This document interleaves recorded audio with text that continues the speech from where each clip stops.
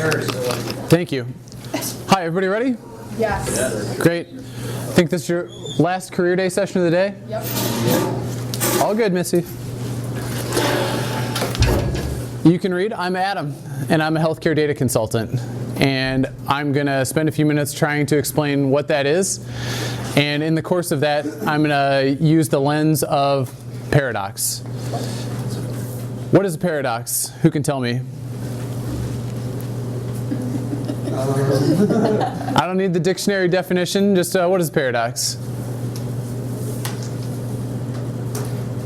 I don't think any of us really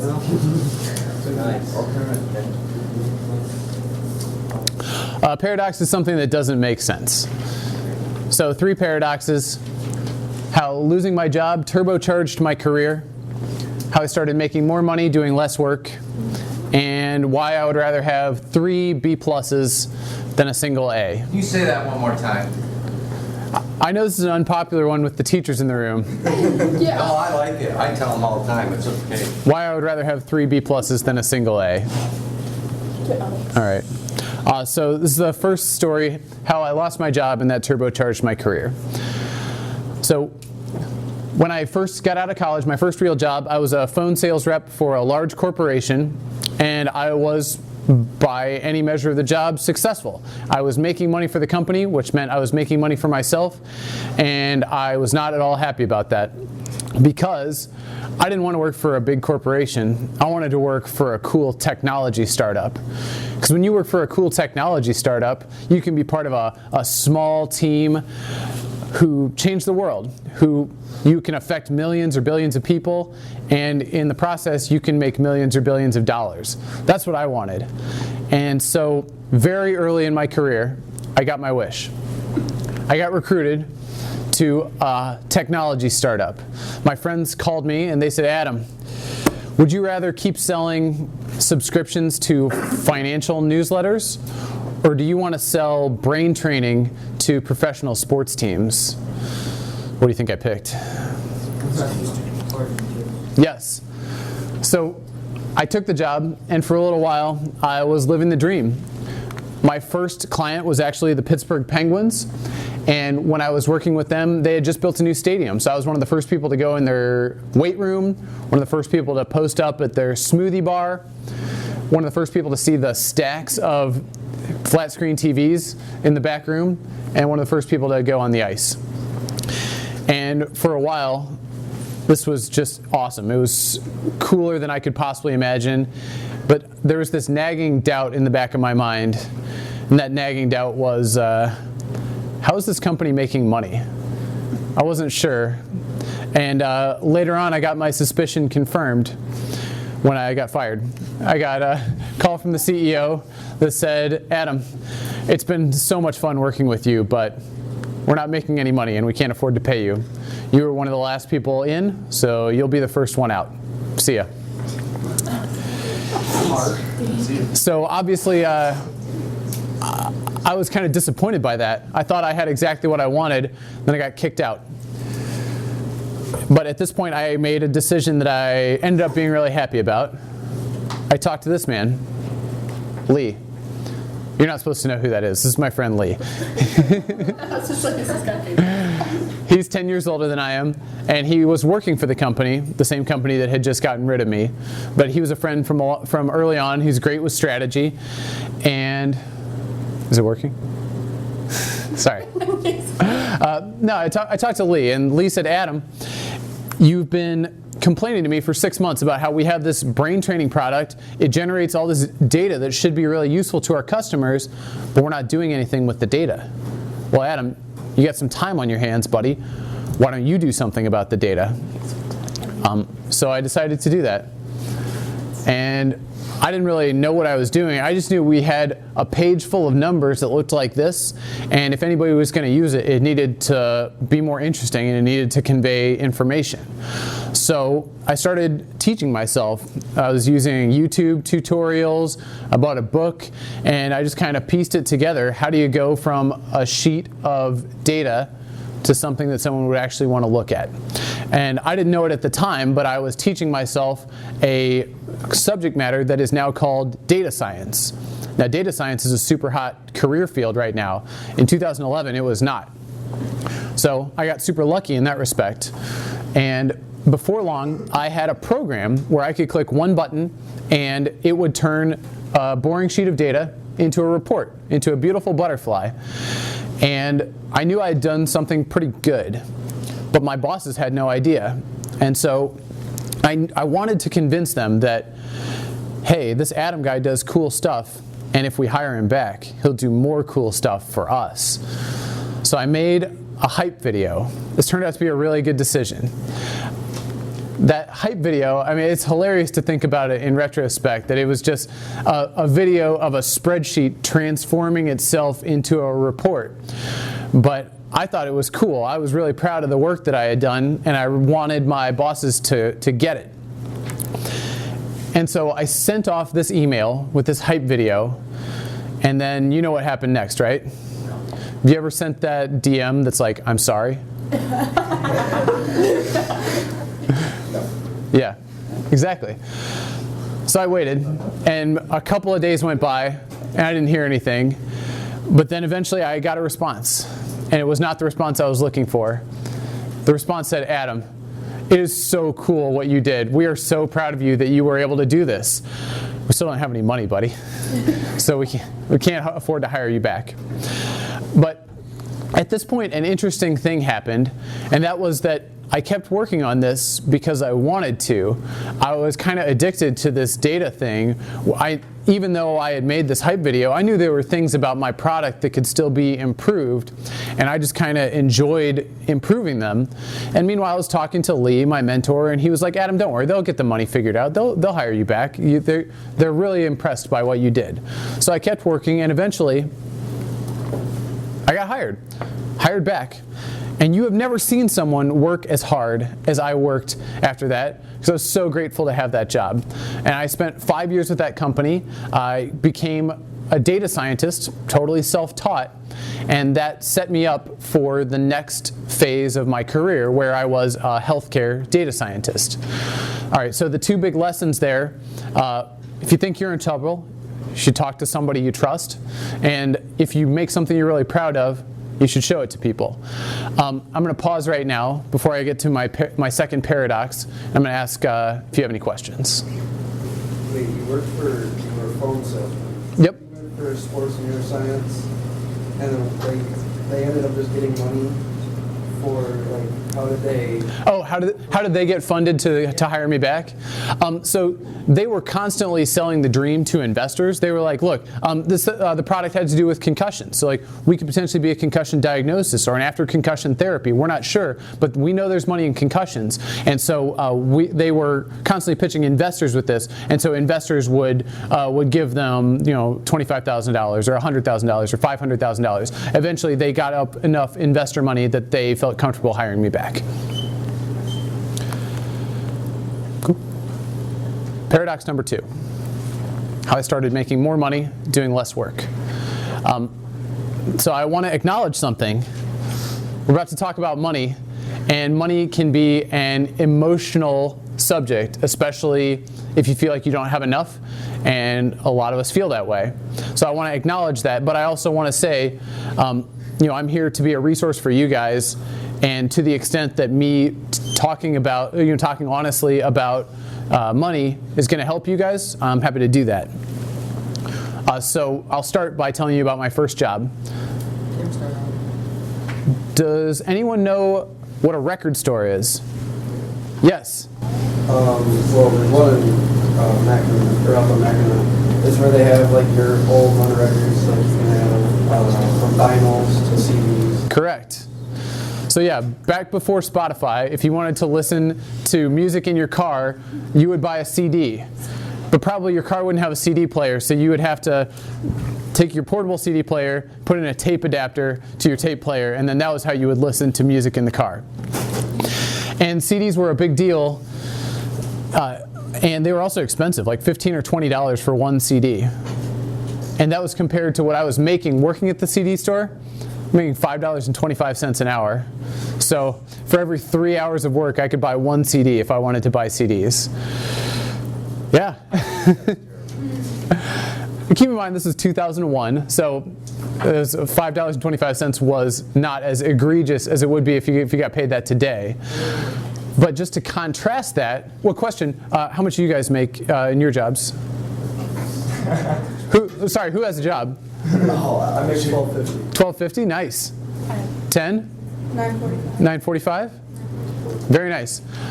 Yeah, so you guys are making roughly minimum wage or maybe a little below. And so to contrast it, when I got hired as a data scientist, I started making $35 an hour. Now, 30, yeah, compared to 5, it's a ton. Now, how much is 35 divided by 5? 7. Now, question, when I was a data scientist, was I working 7 times harder? No. No, I wasn't. Do I work 7 times harder than you guys? No. So the lesson here, and I think you guys already know this, is how much you get paid has nothing to do with how hard you work. How much you get paid has to do with how much the other person values the work that you do.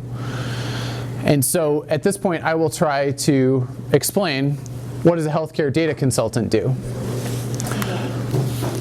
So you guys have been to a doctor, right?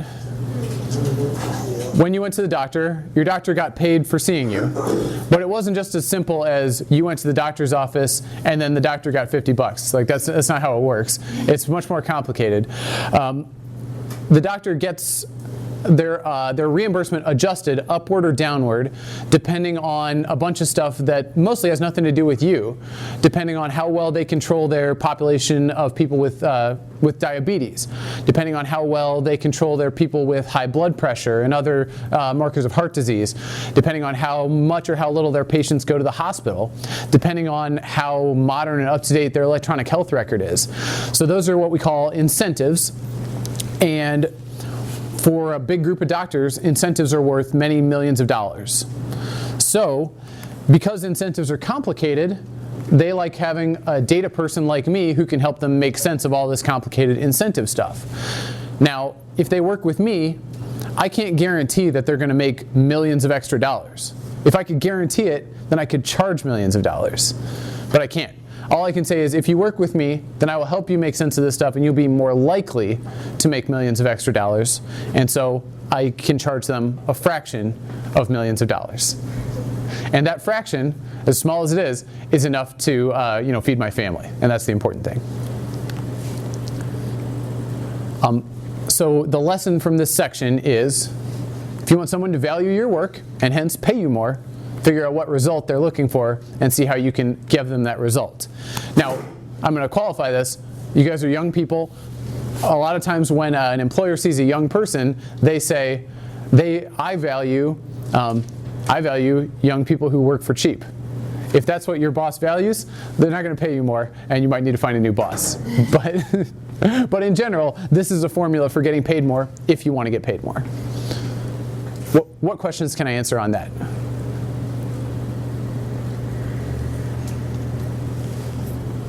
Self-explanatory, right? Non-paradoxical. Okay, why I would rather have 3 B pluses than a single A. Let's do a case study. This is Serena Williams. Would we say that Serena Williams is successful? Yes. Yes. She's the most decorated tennis player of all time. I would say she's successful. And I would also say that Serena Williams' career path, not something you should try to emulate. Serena Williams went all in on one thing. What would happen if you tried to go all in on tennis?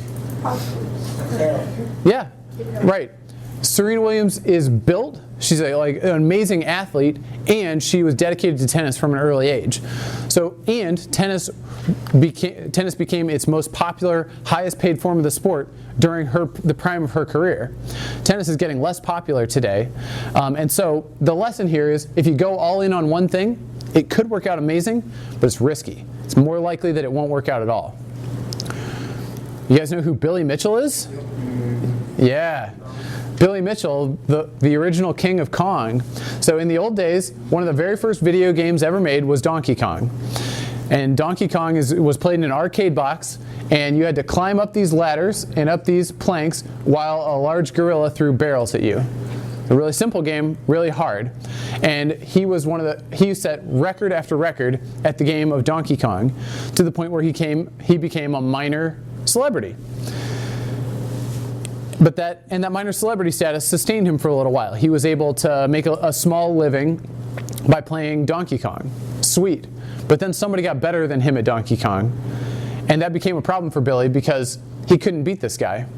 And he had to resort to cheating. He actually made fake videos of himself beating the game so that he could try to maintain his status as the #1 Donkey Kong player. Yeah. What a horrible life to live. And now he's a joke, right? He's the punchline of this presentation. Right? Sorry if you're watching, Billy. But the point I'm trying to make here is the future is impossible to predict. So if you go all in on one thing, that's risky, very risky. What I would recommend instead is that you create a talent stack. A talent stack would be stuff probably where you're not the best in the world, but you don't need to be the best in the world because the combination of your talents is worth more than any one talent by itself. So here's a case study for you. Laura Long is the CEO of Your Badass Therapy Practice. Yes, he said ass. It's okay. The camera went dark. It's okay. So Laura Long was a mental health therapist, but she wasn't the best therapist. She was successful at growing her practice. She wasn't the best at growing her practice. She could write. She could do market research. She could connect on Facebook. But she wasn't the best at any of those things. But she combined those 5 skills into a really successful business where she takes other therapy practice owners and helps them level up and earn more money. And because she combined that talent stack, first of all, she has a successful business that pays the bills for her family. And second of all, if something blew up, she would have these skills to fall back on, and she could thrive in the unpredictable future. So if you want to thrive in an unpredictable future, I recommend a talent stack.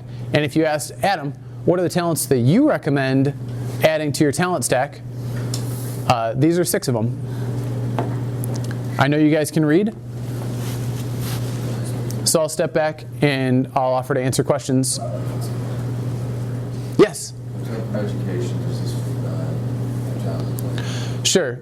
So there's no education required to be a consultant. To be a good consultant, you need to understand the people you're working with and what results they're looking for. So for me, I work with healthcare, and the business of healthcare is insanely complicated.